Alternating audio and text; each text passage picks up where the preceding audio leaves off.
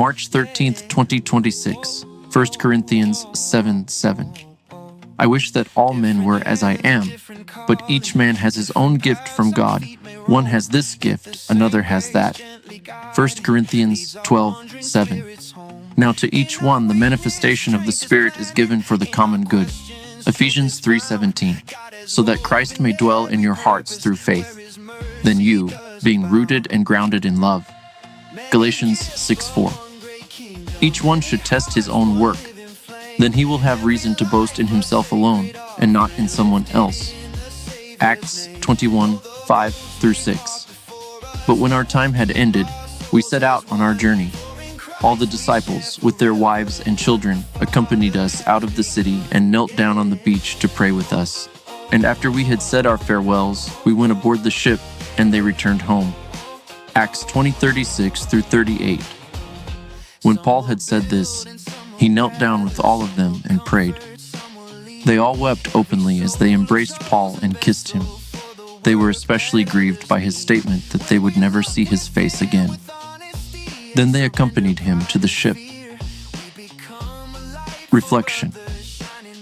The beauty of God's kingdom is rooted in the diversity of his gifts. It is true that if we were all the same, we would be very predictable and consistent. However, we may not all be pleasant. Often, the most disturbing character traits we find in others are the ones present within ourselves. Learning about ourselves enables us to appreciate each other. The self-significance we hold in regard to others is directly related to how irritated we become with others. God gives his gifting in order to further his kingdom and build unity with his creation. Christ came to bring us into completion with God's unity.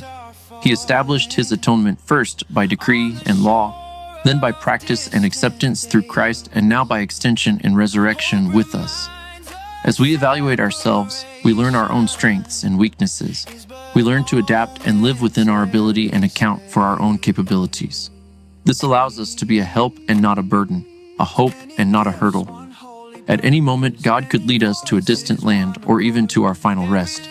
As we live each day as a prayer and a sacrifice, we remain in his providence and purpose. Farewells are not forever in the glory of God, only momentary absences until our forever is united again. Prayer. May we hold you in the love you provide.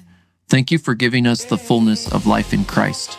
May our lives be the prayer of your kingdom and our days the exchange of heaven and earth. Thank you for the gifts that bring us into unity despite our differences. Help us to know your love and live your hope with one another through unity.